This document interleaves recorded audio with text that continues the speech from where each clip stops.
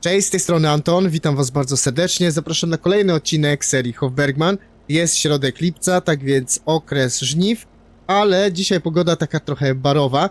Niemniej jednak nie ma jakiegoś ryzyka, że tutaj deszcz zacznie padać, tak więc nie ma tutaj jakiegoś większego stresu.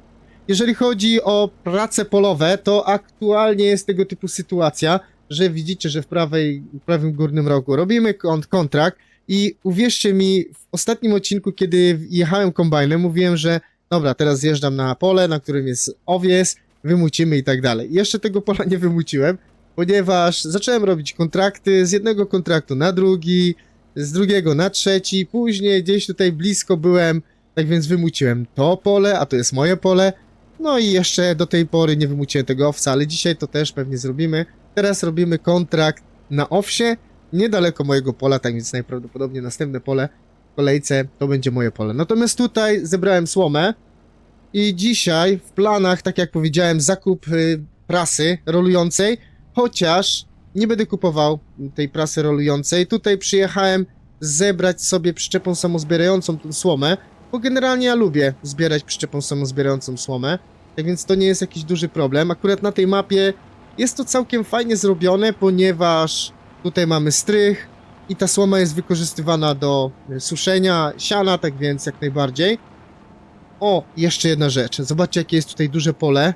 I co jest ciekawe, może już wspominałem o tym w poprzednim odcinku, tutaj nie ma kontraktu na zbiór, jest kontrakt na belowanie słomy. Tak więc to jest dosyć dziwne. Czekam na razie. Być może tamten kontrakt się coś z nim stanie, może tutaj jednak wskoczy mucenie. Bo tutaj, zobaczcie, kawał pola jest i fajnie by było zrobić tutaj kontrakt. Ale dobra, na razie czekamy. Widzę, że kombajn ma pełny zbiornik. No to niech sobie na razie tam postoi. Ja tutaj zjeżdżam na gospodarstwo, rozładuję tą słomę i najprawdopodobniej jeszcze ze 2 kursy sobie zrobię, ponieważ ja chcę mieć troszeczkę słomy luzem. Przynajmniej te poprzeczniaki sobie zrobię, żeby po prostu jak będę prasował słomę, to żeby na poprzeczniakach nie było słomy, żeby nie było takiej sytuacji, że jak zrobię belki, to później będę miał problemy. I słoma luzem jest mi potrzebna również tutaj, między innymi dlatego, że no zawsze można z niej zrobić sobie kompost, chociaż z belek też nie byłoby to problemem, wrzuciłbym do paszowozu i by się rozcięły te belki. Zresztą chyba jest jakaś modyfikacja do rozcinania bel. Można by to też przetestować, tylko że to jest Hofbergman, tutaj jest... No, lepiej, żeby nie stosować do byle czego jakiejś tam modyfikacji. Jeżeli jest to potrzebne, to owszem, przetestować i tyle. A jeżeli to jest tylko taka incydentalna rzecz, to może to w inny sposób jakiś zrobić. Dobra, tutaj tą słomę muszę do pieca wrzucić, ponieważ jest tego typu sytuacja, że tutaj przestało mi się suszyć siano. Bo to jest pierwszy mój kurs, bo jak widzicie jest dopiero po 9. Dobra, tak więc... A nie mogę tutaj tego rozładować. Dobrze. Nie mogę rozładować, bo nie widziałem czegoś takiego. O, właśnie. Się bałem, że... Oj, chyba otworzyłem tą burtę, tą furtę i mi tutaj wpadło. Ale to jest pełna? Opa, 5000. Dobra, tak więc resztę wysypuję tutaj. Okej, i możemy jechać po następny kurs. Dobra, cofnijmy sobie. Dobra, jeszcze tak. Bo tutaj źle cofnijmy, bo tu jest ta przyczepka stoi i tak dalej. Więc to też trzeba by jakoś ją przestawić, bo ja teraz muszę uważać, żeby w nią nie uderzyć. Ej! No dobra. Jak mnie dobrze znacie, to u mnie cofanie jest z poziomu kabiny lepsze zdecydowanie, niż z poziomu no, tej trzeciej osoby. Więc może to lepiej tak zrobimy. Nie męczmy się, że nie próbuję tutaj pokazać, że potrafię. Nie potrafię. Autentycznie. Taka dziwna natura moja. Żniwa żniwami, ale jajka to trzeba wywieźć, ponieważ tutaj o godzinie 9 miałem taką informację, że już nie ma więcej miejsca, żeby pojawiały się jajka, tak więc skończyłem wożenie tej słomy, w tym sensie, że poprzeczniaki zrobiłem, no i teraz sobie jeszcze wywieziemy te jajka, bo nie wiem, o której tutaj później przyjdziemy, a jeszcze dodatkowo widzę, że tutaj są te papryczki chili. Ja tutaj oczywiście na tym poletku miałem ziemniaki, ale świnek nie mam zbyt wiele, bo mam tylko 10 świń, tak więc no one dużo tych ziemniaków nie jedzą. W związku z tym postanowiłem, że tutaj będą te papryczki chili i też nie włączyłem tutaj autosprzedaży, ponieważ wiem, że jajka raz na jakiś czas po prostu I tutaj w ogóle hałasuje. No właśnie. Tutaj się już robi pasza, już dawno się skończyła. Nie, no właśnie, nie robi się pasza. To po co mi tutaj hałasuje? No właśnie, zobaczcie ile mam tam ziemniaków, nie? Dobra. No cały czas tutaj hałasuję, mówię, nie mogę się skupić autentycznie. I teraz tak. To sobie wrzucimy. W związku z tym, że jak widzieliście tych ziemniaków mam dosyć dużo, a świń nie mam dużo, no to po prostu sobie to, tutaj mamy te chili. No one są dosyć drogie, tak więc podejrzewam, że taki zestaw to będzie około 3000. Coś takiego, bo już sprzedawałem coś podobnego i około 3000 zebrałem. Wiadomo, tutaj mogą się trochę ceny różnić, w związku z tym mogę dostać trochę mniej. Więc to sobie sprzedamy i lecimy nie tyle kupować, co wynajmować sprzęcik. Dobra. Ale teraz tak. Ile to kosztuje? 3000. Nie, no to fajnie. Bardzo, bardzo fajnie. I teraz tak. Kwestia jest tego typu, ja troszeczkę się ociągałem z tymi żniwami, ponieważ było wiadome już od FarmCon, że będzie dodatek Straw Harvest dodany. Ja miałem nawet takie wrażenie, że będzie w miarę szybko zrobiony i z tego nie byłem zadowolony, ale okazuje się, że będzie to trwało jeszcze aż do 12 sierpnia, bo już zostało to potwierdzone, że dodatek Straw Harvest powrotem wraca do Farming Simulator, ale to będzie w sierpniu i to jest dobra wiadomość, tak naprawdę, ponieważ mam nadzieję, że to będzie dobrze zrobione, ponieważ ten dodatek do FS22, no nie można powiedzieć, że był dobrze zrobiony. Ja miałem tam kilka niefajnych uwag w stosunku do Creative Mesh. Zresztą akurat Pump and Hoses też na samym początku nie był fajny. A dobra, nieważne. To było Farming Simulator 22. W związku z tym ja autentycznie liczyłem na to, że tutaj będzie prasa właśnie z tego dodatku. Autentycznie, mimo tego, że pewnie to by dużo kosztowało, ale fajną rzeczą jest to, że generalnie Straw Harvest wychodzi wcześnie. W tym sensie, że wcześnie, biorąc pod uwagę rozwój tej gry. No bo jeżeli tak wszyscy myślimy, że to Farming Simulator 25 to jest pomysł na 3 lata, no to tutaj będziemy mieli Straw Harvest w tej gierce przez następne ponad 2 lata, nie? W związku z tym jest duże prawdopodobieństwo, że będą powstawały modyfikacje, które wykorzystają na przykład pellet. Tutaj nie ma nikogo w ogóle, tutaj się kupuje. No dobra, i teraz jest kwestia tego typu. Miałem kupić sobie prasę Sipme.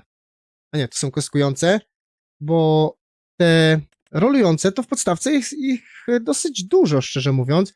Wiadomo, no to i to jest jedna i ta sama, to i to jest to samo, co nie. Mamy do tego jeszcze 3 Gowejle, które są z dodatku z FS22, a wcześniej to była jeszcze inna historia. Tutaj jest nowy John Deere i to jest fajna rzecz. Natomiast ja myślałem o tej Sipmie, bo robi małe belki i kosztuje bardzo mało. Tak więc myślałem, że to prasa na 1 rok, a później sobie tutaj może Straw Harvest wrzucimy jakąś prasę. Ale wiecie co? Zrobię sobie coś takiego, że wypożyczę sobie tą kronkę.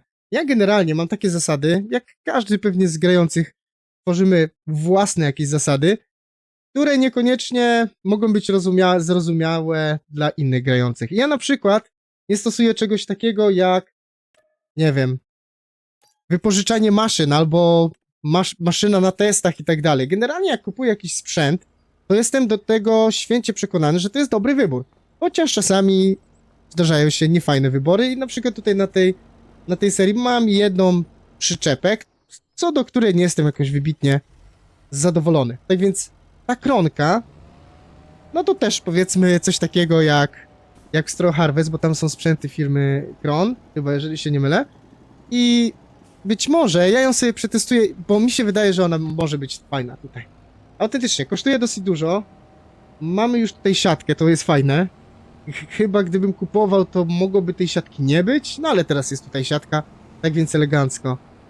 Tutaj tylko będzie ten problem, że ja od samego początku myślałem, że od tych 3000 litrów, tutaj chyba najmniejsza belka to będzie 5000 litrów słomy, ponieważ chyba w tej sypie, to jest fajnie zrobione, tam średnica jest 125, ale pojemność jest 3000 litrów. Natomiast tutaj chyba będzie 5000 litrów.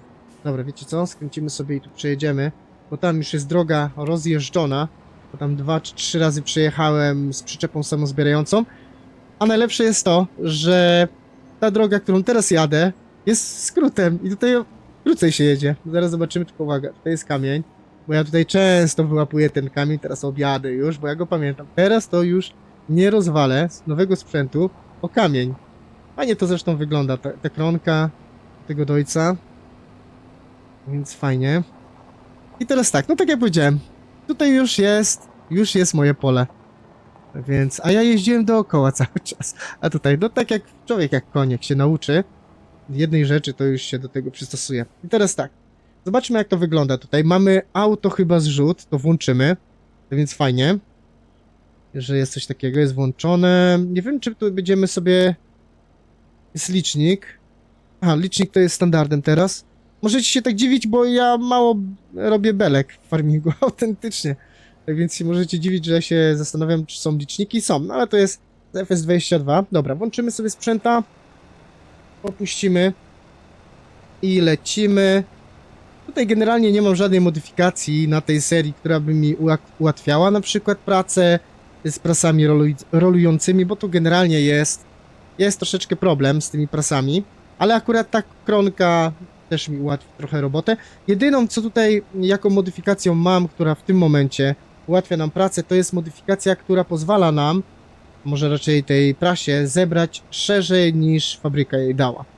To jest taka modyfikacja, dla mnie to jest w takim kanonie, ja zawsze ją używam, ponieważ mam takie zawsze wrażenie, że te pokosy w Farming Simulator 25, one są szersze niż to było w 22 i często te maszyny, no może niekoniecznie akurat ta, może to już zostało trochę naprawione, ale była tego typu sytuacja, jeżeli jeszcze wykorzystujecie ten dodatek z pokosówkami, to tamten pokos jest o wiele szerszy niż standardowy i na przykład zebrać później słomę, no to nie jest fajnie, bo czasami gdzieś tam musisz być naprawdę mocno skupiony, żeby idealnie tam trafić, bo tak to albo z lewej, albo z prawej masz jakieś tam resztki zostaną i to nie jest fajne. Tak więc ta modyfikacja mi tutaj trochę pomaga. Dodatkowo jak pracownik tutaj puścimy go, to on na rogach robi takie wcięcia, tak jak to było w cosplayu. I te wcięcia też łatwiej jest później taką prasą, która bierze trochę szerzej, po prostu sobie to zebrać. Więc tutaj fajnie, że nie musimy się zatrzymywać i rozładowywać, bo to jest automatycznie. Tak więc, bo tutaj zawsze mam problem, ja często jeżdżę sobie, jeżeli prasuję, to jeżdżę tylko i wyłącznie na kierownicy i w związku z tym korzystam z klawiszy, które są przypisane na kierownicy i tutaj mam klawisz przypisany, żeby to otwierać, tylko że często się mylę. I w związku z tym, jak jeżeli mam automatyczny zrzut, no to jest duży plus i ta prasa ma taką opcję, tak więc jest fajnie. Jest rewelacyjnie. Dobra, lecimy sobie z tym. Całkiem szybko to leci tutaj. Belki robimy 5000 litrów. Tak jak powiedziałem, wolałbym, żeby to były 3000 litry słomy, jeżeli chodzi o nie. Ale to nie jest też jakimś dużym problemem, bo tutaj chodziło mi o to, że ja czasami lubię sobie zrobić TMR wykorzystując tylko i wyłącznie ten paszowóz. Niekoniecznie tą maszynę do robienia TMR-u, którą mamy tutaj na gospodarstwie, tylko po prostu paszowóz, nie? Ale to już, ja mam, tak jak każdy z graczy, ma pewne jakieś takie swoje dziwne podejście do tej gry. Często w ogóle nie jest zrozumiałe dla innych graczy, dlaczego ja tak postępuję, albo dlaczego wy tak postępujecie, bo każdy z nas ma jakieś takie rzeczy. Na przykład w moim przypadku, po pierwsze, no nie wypożyczam tych maszyn, albo robię to raczej sporadycznie, to jest jedna rzecz. Druga rzecz, jeżeli wybieram siewniki, znaczy nie, może tak, jeżeli nawet puszczam pracownika na siewie, no to dowożę nasiona i nawóz. Wyobraźcie sobie, robię coś takiego. Większość ma tam coś takiego, że automatycznie jest zakupowany ten nasiona i nawóz, a ja nie. Ja dowożę to, autentycznie wożę tam i tyle do tego pracownika i w związku z tym, że mam takie podejście na przykład w tej kwestii, to już też kilka razy mówiłem o tym, tak więc jak ja wybieram siewniki, to ja generalnie nie patrzę na szerokość roboczą tych siewników, tylko patrzę, ile w tym siewniku jest zbiornik na nasiona i na nawóz. Autentycznie, to jest dla mnie istotniejsze. Tak więc moje wybory mogą być trochę dziwne i niezrozumiałe. No i następną rzeczą, którą dzisiaj chyba też złamiemy, ja niekoniecznie używam autoloadów. Sporadycznie, czasami owszem zdarza się, ale nie jestem jakimś wielkim fanem autoloadów. Jak gdyby, okej, to jest fajna modyfikacja, ja rozumiem i czasami używam. Ale to używam w momencie, kiedy no muszę coś tam robić, a już mi się nie chce coś tam robić, grać i tak dalej. Tak więc, chociaż Farming Simulator 25 autentycznie nie używam w ogóle. autoloadów, tak więc tutaj mam zamiar kupić przyczepę, która będzie miała opcję autoload. I to też będzie... Dzisiaj buntownik z Antona wyszedł, buntuje się przeciwko własnym zasadom. Chociaż jeżeli chodzi o ten autoload, to nie jest jakiś taki... nie jest taka zasada, której naprawdę się mocno trzymam, to jest po prostu... Jest kwestia tego typu, że na takiej serii, jak na przykład na Hofbergman, prace polowe są fajne, w tym sensie, bo rzadko je tutaj robię. W związku z tym, nie wiem czy zauważyliście, ja tutaj w ogóle crossplaya nie używam. Nawet sobie wyłączyłem teraz tą modyfikację na jazdę równoległą. Nie mam jej teraz. To jest troszeczkę mało fajne, bo nie mam tego. Nie mam ręcznego hamulca. To nie jest fajna rzecz. Tak więc właśnie, to nie jest fajna rzecz. I następna rzecz. Lubię mieć modyfikację, która pozwala mi, żeby zaciągnąć ręczny w grze i tyle. To też jest, no jest kilka. Każdy z was pewnie ma jakieś takie swoje podejście, takie i później w komentarzach, a dlaczego tak robisz, nie? No bo tak lubię, to jest moja gra, nie? Więc ja generalnie rzadko, jeżeli widzę jakieś rzeczy, które ktoś robi inaczej, to ja generalnie rzadko się pytam, dlaczego ty tak robisz, bo wiem, że sam też mam jakieś takie swoje rzeczy, które robię i większość nie robi właśnie tak, nie? To tak jak ten przykład z tym nawozem i nasionami, większość zapewne włączy. A jeżeli włączy pracownika, to ma tą opcję, że kup nasiona i nawóz i tak dalej, tak więc zapominamy o tym, nie? A w moim przypadku tak nie jest. Czas przy prasowaniu szybko leci i w sumie jest już skończone tamte pole, już przyjechałem tutaj i patrzę, co tutaj się dzieje. A tutaj kontrakt już w sumie ukończony. Tutaj owies smuciliśmy i tutaj, o właśnie, jest również moje pole i tam też jest owies. W związku z tym przyjechałem już tutaj prasą, żeby zrobić to jak najszybciej i żeby oddać tą prasę. Chociaż być może ona kiedyś tutaj wróci na tą serię. Autentycznie, bo wydaje mi się dosyć ciekawym sprzętem.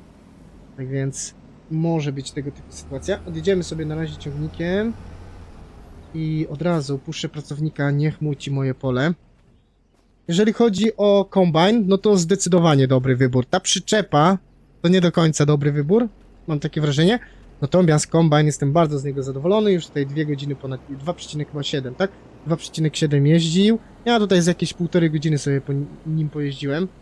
Tak więc całkiem przyjemnie się jeździ. On jest tutaj fajnie zrobiony, znaczy fajnie dobrany jest na tą serię, ponieważ tutaj do niektórych pól trzeba gdzieś jechać jakimiś polnymi drogami i tak dalej. W związku z tym duże kombajny niekoniecznie są spoko rozwiązaniem. Natomiast taki mniejszy, a jest też odpowiednio wydajny. Ja tutaj mam kilka swoich pól, ale zrobiłem dosyć dużo kontraktów. To jest w jednym miesiącu, 2,7 godziny zrobił to, nie? Tak więc zdecydowanie większego nie potrzebujemy i to był dobry wybór. Dobra, puścimy sobie od razu tutaj pracownika.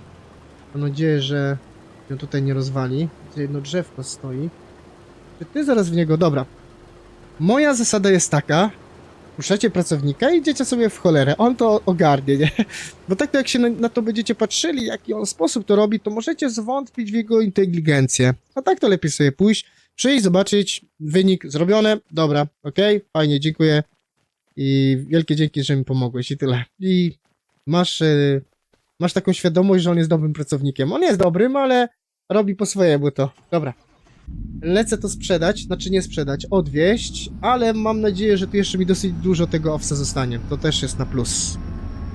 Owies zawieziony, kontrakt zakończony, pieniądze na koncie, a kombajn ze sztuczną inteligencją od Giants walczy na polu, tak więc ja mogę sobie przyjść tutaj i zakupić przyczepę. Przed chwilą jeszcze się upewniałem i tak jak powiedziałem, nie jestem za bardzo zadowolony z tej przyczepy, ponieważ ona jest troszeczkę tutaj za duża, mam takie wrażenie, ale mam zamiar ją zostawić z racji tego, że ona się przydaje, kiedy będę robił kiszonkę. No jakbym ją teraz sprzedał, teraz mam 76 tysięcy, jak się zastanawiałem, może ją sprzedać, ale nie, dobra. To zostawimy ją, natomiast chciałbym kupić kronkę i tutaj mamy dwie wersje, jedna jest w tandemie, ale kupimy tą. Jak pamiętacie w poprzednim odcinku, jak sprzedawałem ten co tam było, ten kompost, nie? No i zawsze takie ekscesy. I wtedy naprawdę pomyślałem, muszę mieć jakąś porządną platformę do przewozu belek, bo wiedziałem, że belki będę miał, palet, big bagów i tak dalej. Ta przyczepa mi tutaj pozwoli właśnie na tego typu rzeczy. Jest troszeczkę też wysoka, bo te burty są w miarę też wysokie, Pojemność 18 tysięcy to też jest spoko. Tutaj ewentualnie do buraków włożenia. Możemy sobie podnieść te burty i do ziemniaków. Też mamy taką opcję. Tak więc mamy taka pojemność 22,5 tysiąca, czyli do kiszonek, czy tam do sieczki, jak będziemy robili to też jak najbardziej.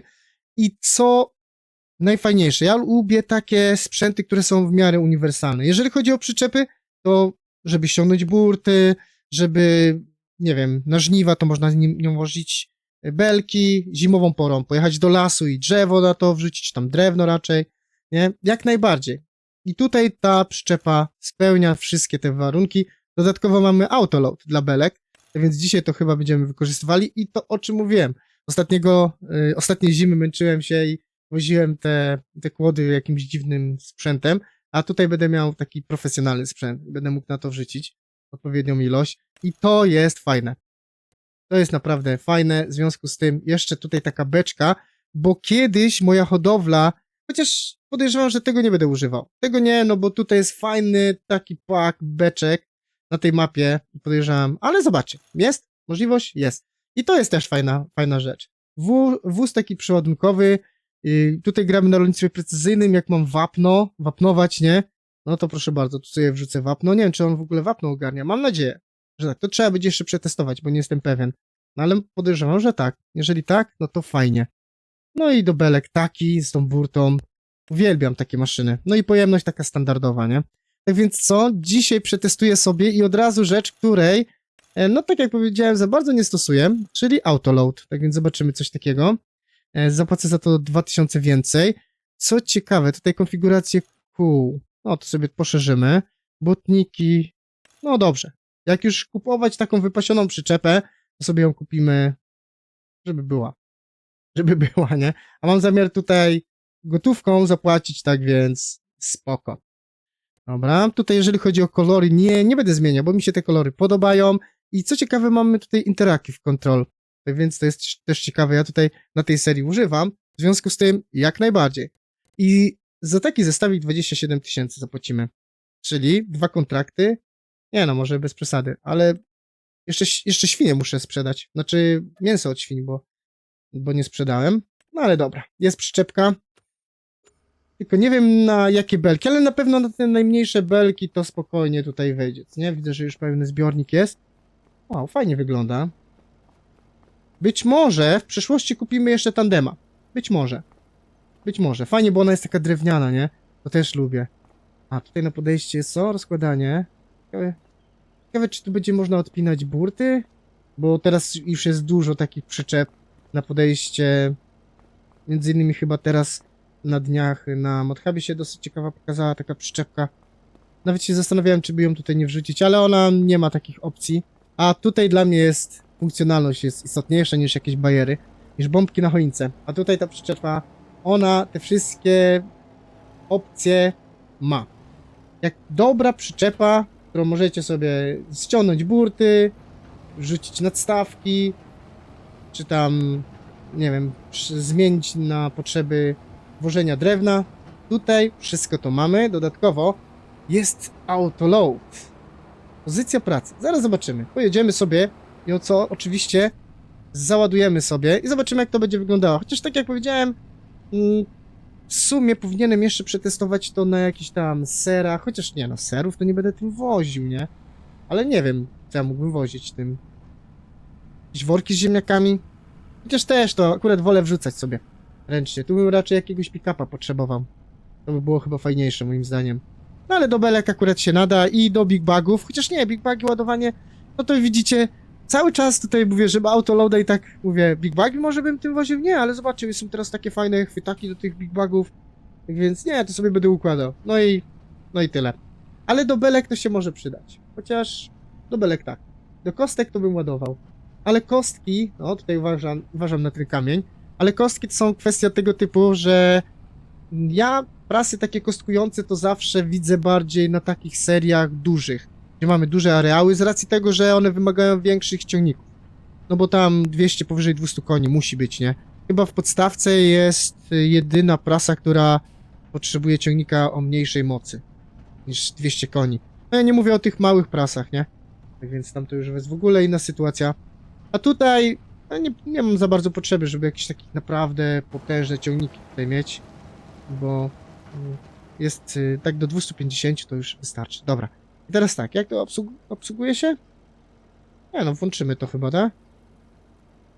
A, tutaj jeszcze są jakieś... A, dobra, to się teraz włącza. I co, nie chwyciło mi no? Trzeba bliżej chyba podjechać. Może tych belek nie chytam. Właśnie. Za bardzo nie ogarniam tego. Aha, dobra, B.